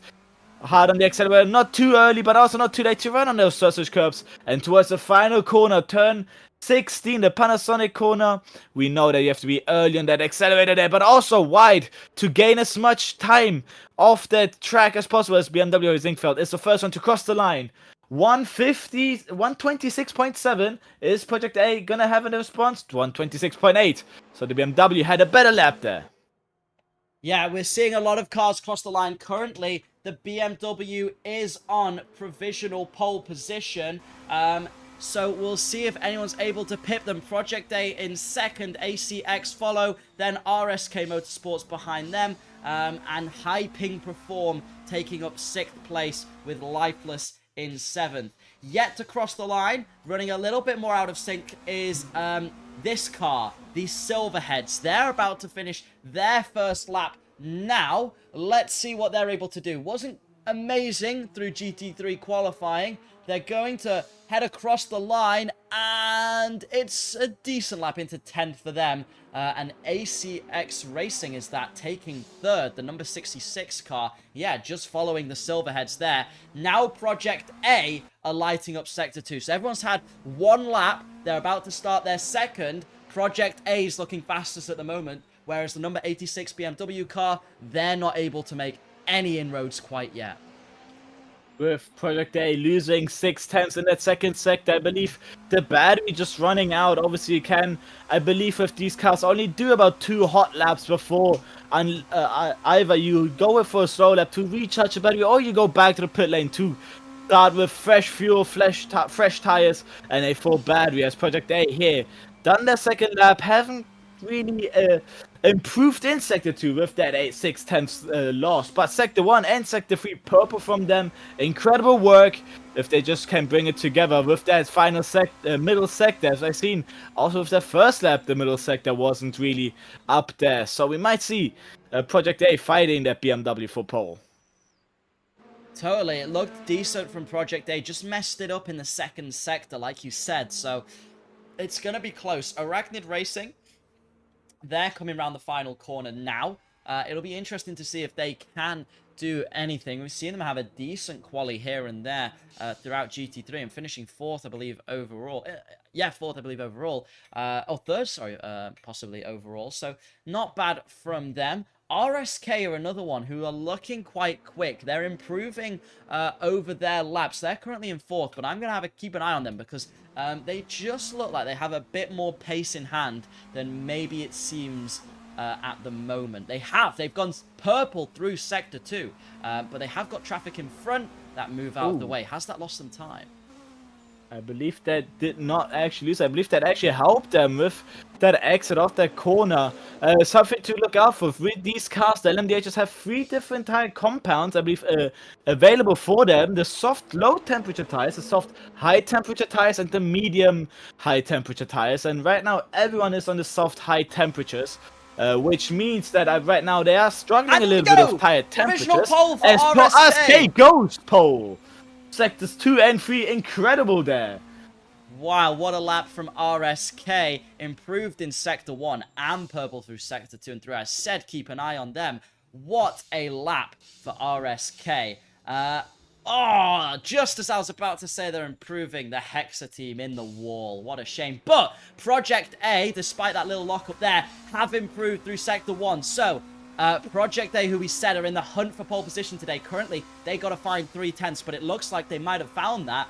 They're heading towards this little chicane here, and woohoo, big lock-up smoke from the tires there. It hasn't lost them too much, it seems, as they improve through Sector 2, which is what they needed in those laps prior. So it looks like we have a real fight on for the pole position here. The 161 car is rounding out towards the final corner now. It is purple Sector 1, green Sector 2. They're about to embark on that long run down to the start-finish straight. Is this going to be the lap for Project A? Will this pip RSK Motorsports, who we saw going so fast before? Project A crossed the line, and it's provisional pole for them. BMW are behind them, though. Let's see if they have a response. They had a decent Sector 1, not great, through Sector 2. Can they do anything in the final sector? They're about to cross the line. BMW, not an improvement for them, unfortunately. Lost it in Sector 2 and 3, but Project A, what a lap. Seeing as Project A's lap was incredible in the middle sector. 1/10 stronger than the BMW. I believe I see a pattern here between the Porsche and the BMW. BMW just being a bit better in that middle sector, gaining those few tenths. I believe 2 tenths faster than Project A was. But the Porsche was really set out for that final and first sector. And with just 1/10 ahead, RSK might have a shot to maybe respond again. 16 minutes, BMW Zinkfeld had a shot here with that first sector being great, but then losing it out. But another team that is a bit improving is the Rimo Motorsport behind green sector 2. They might jump a few positions here. Yeah, Rimo Motorsports down in 11th. Maybe haven't set a representative time yet, sorry, with the 14 seconds off. So they're about to cross the line, and yeah, like you said, let's see if they can jump any of the other drivers. Cross the line they go, and you are correct. Rimo move themselves up into 9th, so a decent lap from them once they're finally able to hook it up. Something you're gonna have to look out for if in the race, obviously these cars being the ones that start at the very top, want to have a bit of a gap towards the other classes. I believe here actually the smart move would not to start as far ahead as possible, as reaching those GT3 cars will be very soon in the race, about like 5 minutes in will be the first lapping. And if you're the lead car in a battle like that, you might lose more times trying to find your gaps through those GT3s than being the follow car, as you can just repeat what your lead car is doing and maybe even improve on those lines. So we might see some strategy works here to not maybe get that extreme fastest lap, but also you as a racing driver want to show your very best. So it depends on what the focus for tomorrow is. Definitely. I mean, you've always got to run a marathon, not a sprint, in an endurance race tomorrow. So despite being on pole, the race is not won it is a Friday. The race is not won on a Friday. This 91 car It is a very cool car. It's based off the real 91 Manthey Racing 911 that races in WEC. So there you go. An inspired real-world livery, looking very cool. Currently, the High Ping team are running down in 7th. Let's see if their livery can make its way to the top. Meanwhile, at the top, RSK, or near the top, should I say, have gone purple through Sector 1. So let's have a look on board and see what they're doing to gain all this time. Going through after the hairpin, turn 7, 8, and 9, flat through here. RSK right now on a good lap.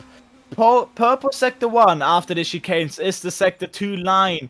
Looks to me there was a good braking zone, not much of a lock. A bit of smoke coming from the front right tire there. And across Sector 2, purple again. But I have to get these final corners perfectly done here. Doesn't seem to me they've done any mistake through turn 14. And now turn 15, planted through those curves. No mistakes there. The car looks to me being all grip on all 4 tires. And now the final corner, flat. Now accelerating. 200 kilometers an hour, 220, 30, and 40. Flat through the straight. And they want to see that line as soon as possible. RSK Motorsports across the line. And no! They've lost it all through Sector 3. I thought I saw a bit of wheel spin coming from them out of that final corner, and it looks like they just put the throttle down too early in that last part of the lap, and that has lost them so much time that they aren't able to compete for pole position. But there are 13 minutes left of qualifying. It is all still to play for. Just don't let it get to your head, RSK. Put your head down. You've got another lap like that in you. RSK has shown potential here, battling Project A for their pole position. BMW Zinkfeld right now not really managing to get a lap together after that initial first fastest lap. This is incredible seeing as the top 3 teams are not finding any time anymore, but also incredibly finding again the den time after 2-3 blank laps. So we might see for the end of qualifying that final golden lap where the track temperature, the track knowledge, and the car tire temperatures come together beautifully. Yeah, let's hope all of that comes together for our drivers. Project A were getting it together in Sector 2. They're about to cross the line, and it is a small improvement, I believe. A very small improvement to ever so slightly edge their way out on provisional pole position. Arachnid Racing, another story. They move up into 4th. I saw them earlier, putting in some decent sectors, but they've got to be careful, you know. I've seen them go over that white line quite a few times, and it could be their downfall. Remember, all of these laps get checked by our stewards after the qualifying session, so if anyone's crossed the white line, then they are at risk of having that lap deleted. Live stewarding as well. We have stewards checking right now live time here at this lap, so might not be even after the session. We might see those laps deleted, but one team that's going again, Project A, green Sector 1, now towards the hard braking point again. That Sector 2 line coming in closer, wanting to see where they are. They have the live delta. We will only check. Goes yellow Sector 2, but the delta seems green to me. So they just have to bring this together to maybe increase that gap to maybe a safer 2/10 gap, as RSK Motorsports are having issues trying to bring a lap together here. While BMW Zinkfeld as well, yellow everywhere. Yeah, once you get into that rhythm, sometimes you can just pop in faster lap after faster lap, which I'm going to talk about in a second. But first, we're going to see Project A cross the line, because are they going to improve? Yes, they do. Nearly 2/10 now between them and RSK, but also Arachnid Racing, they're currently sat in the pits, but just before we saw Project A cross the line, they actually put in a time good enough for 3rd. So the 72 car has moved itself up into that 3rd place position. ACX Racing also finding time. They're currently down in 5th, but it looks like they might be able to increase their position and maybe get into 4th or 3rd if they can find enough through the final corner. They're about to cross the line. ACX Racing, and no, it's that final sector. They've lost it again. Stay 5th for now. This is looking really competitive. Tom, he didn't lie to us. Tong showed us incredible work in that Project A car, just increasing that gap by a few thousands, and that's just enough to maybe get that cushion if RSK gets an improvement to still stay ahead, but 9 minutes is still a lot of time in these cars. There's quite a few laps still remaining for them, and maybe across these laps they might find those little gaps that they can still push their car towards, and maybe they even find some issues that they can resolve to get those temps. As right now, BMW Heusingfeld has figured out something in the final sector, if they maybe bring that together in the first 2 sectors to bring themselves in the top 3 again. And Hexa AF, who we're watching at the moment, they're running in 9th, but we've seen their team able to put in some good lap times across the other categories. So let's see how their LMDh drivers do. Oh, a little bit wide on the exit, but they're going to keep their foot in it and try and cross the line. Will it be an improvement from 9th? It won't be, unfortunately, for them. Anyone else moving up the grid? Rymo into 7th. Good lap from Rymo. They'll be happy with that. We saw them struggling a little bit before, but now they seem to be leapfrogging a couple of the other teams. High Ping moves back. The 66 car, ACX, I've seen putting in a couple decent middle sectors. So if they can start hooking up that first and final, that could be something to look out for. But this time it's not going to be a fast lap. It's going to be out of the pits. Project A starts the new hot lap here. Going through already 1/10 up, getting a good braking point there for turn 1. Another team that starts the lap, I believe, was Hexa AF, also going towards the chicane. 2 sectors. Project A hasn't gone green, but it still says that the delta is up there. So we might see improvements in this beginning of the 2nd sector, as Project A has shown us some mistakes at the beginning of the session, which they figured out, and now they just have to bring it together towards the breaking point they go. The less they lock up, the better, but 4-wheel lock up there, 4-wheel smoking, we might still see a good improvement here, as there's still a 10th up on their lap, and towards the final couple corners, Project A has shown us that this is where their car is king, but whoa, very slidey through there. Yeah, it looks like Project A have just messed it up through that last sector, and they're going to back out of it, cool the tyres, and maybe go for another run. One team that also seems to be struggling is RSK Motorsports. I saw them start a lap about a minute ago, and they went back to pits through Sector 2, so clearly a mistake from them there. And do you think it could be a mentality thing? We saw them go really fast, mess it up in the last sector, and since then, they've not really been putting in any times that have lit up our timing sheet. So is that a mentality thing? They always say in sport, you know, how you're feeling and how competitive you think you are, and your confidence plays such a huge role. Maybe RSK has just lost that a little bit.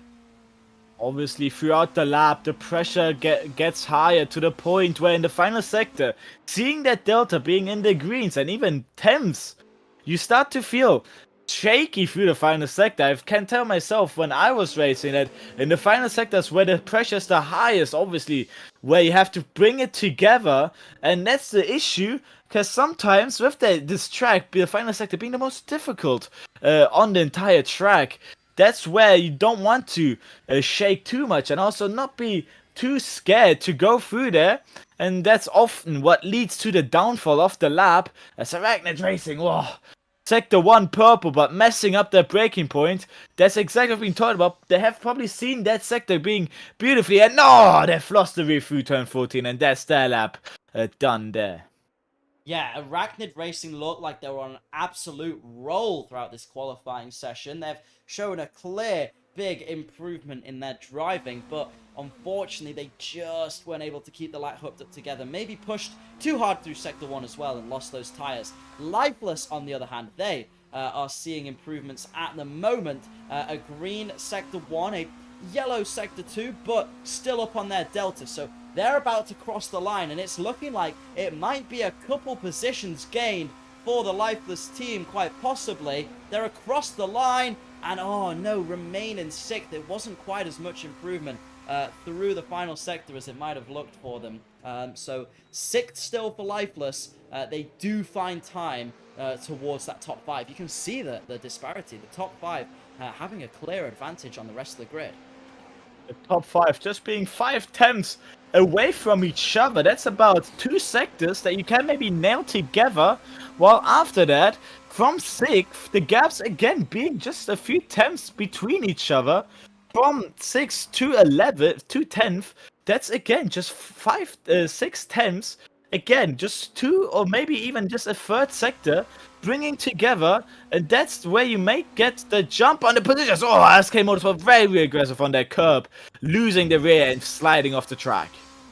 Two teams are absolutely flying though, unlike RSK, who are going back to the pits again.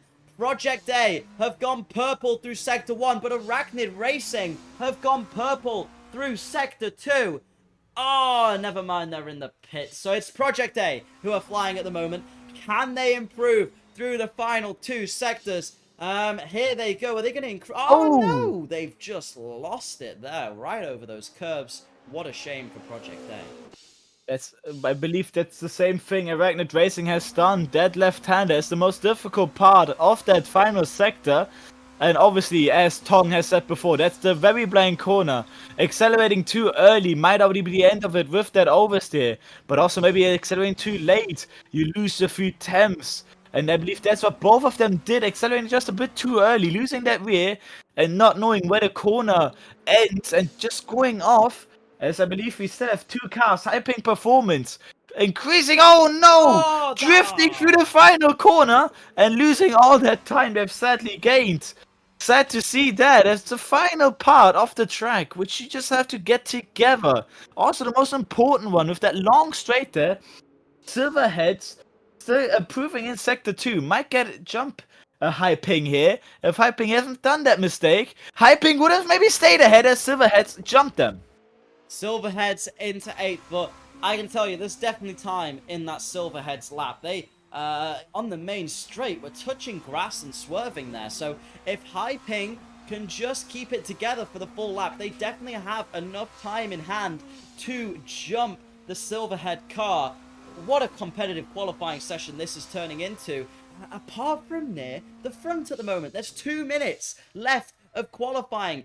Get it together, guys. You need to put a lap in. Let's see what Arachnid Racing can do, because they're currently flying through Sector 1 at the moment, trying to set a faster time. And the car just ahead of them on track, but behind them on positions, ACX, they're also going fast through Sector 1. So these two could be fighting out for that final podium start position. ACX going 6 tenths right now up that delta, while Arachnid is just 2 tenths. Oh, ACX was very deep in that happen, and that might have lost them out of time going yellow, and that's 4 tenths lost just on one breaking point, where Arachnid looks to be set purple Sector 2, so that's maybe where Arachnid might get the jump to RSK. Just that 1/10 that they need to jump that position.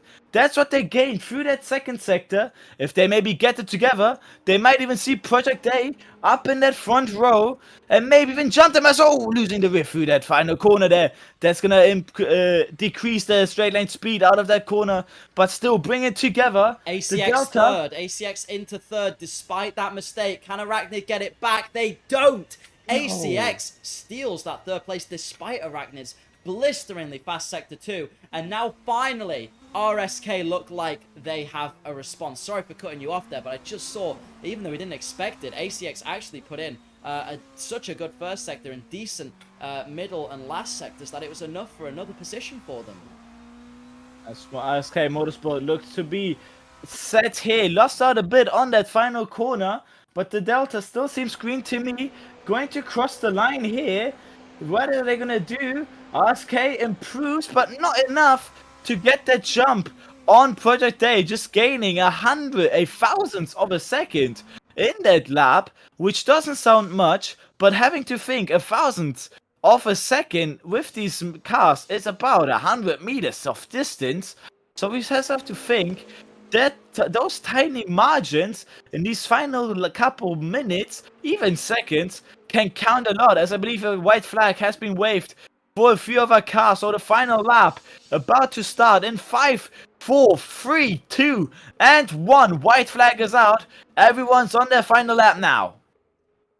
Yep, we're seeing all of these cars now. Last lap to try and make something happen. Pole sitters, or provisional pole sitters, should I say, Project A. They're the ones with it all to lose at the moment. But they look like they're holding on. The 86 car, the BMW, they have gone faster through Sector 1. So it'll be interesting to see if they can make any inroads. I think just up ahead of Project A is the RSK car. They're battling literally 2 seconds up the road from them. You can see as they round the final corner, the RSK car, sorry, just in front. So RSK first across the line. Is it going to be enough for a provisional pole? It is not enough for provisional pole. Project A remain on that provisional pole position. The next cars across the line doesn't improve. Arachnid are in the pits. The BMW might be the last chance to pip for a pole position, but they've got to find one more 10 through the final sector. Could they do it? Across the line, and no, they stay in 4th place. So there you have it. I believe that is our grid for tomorrow. Still gonna cross, maybe jumping. They're up on the delta as they cross the line, and they did jump. Yes, I mean, they did jump. We still have a few left, but I think they did jump the BMW just about there. Look at the lap times. The high ping performance, 1:27.6, while the BMW Zinkfeld did a 1:26.7. I think they did jump them. No, they didn't. They didn't. It was a 1:27.6 to a 1:26.7. They're a second off still, the high ping. They just moved up as the BMW team left. Despite all that, I appreciate the enthusiasm, though. Incredible. That was perfectly timed there, but still such a nice gap between the drivers. Top 5, just half a second between them in the LMDh class. Then in the LMP2 class, there was still incredible battles there. I believe between the LMPHs was 6 tenths between the top 5s there. And then in the GT3s, it was even closer, with just a bit further ahead as Lifeless with that jump on the other GT3s with the half a second gap. But then from P2 in the GT3 class to P6 was again half a second. So the grids altogether looks like to have half a second between each other from 1st to 5th. Yeah, it was a great few laps from Project A. Looked like they controlled the pace.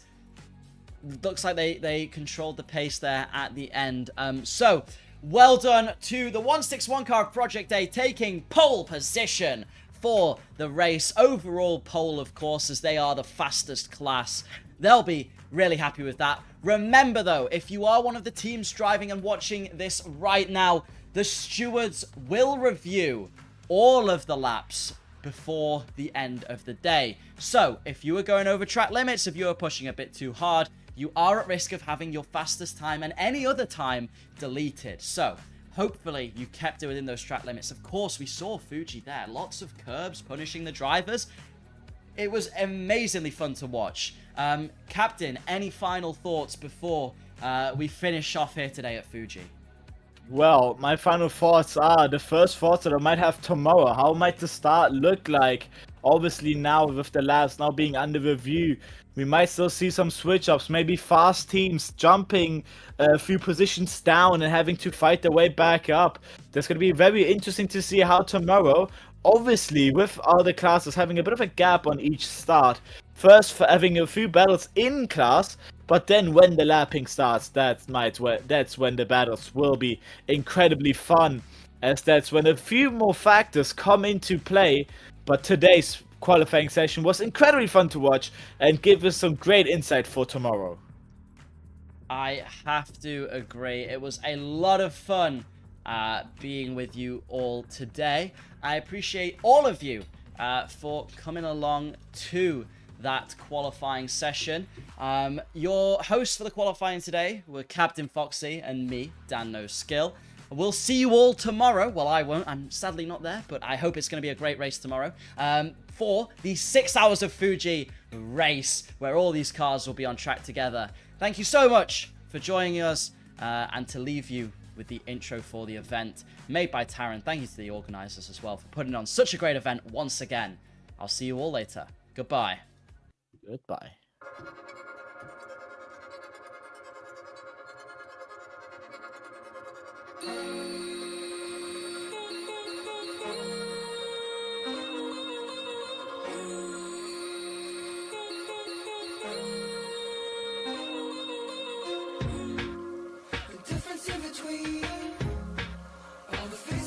Hello.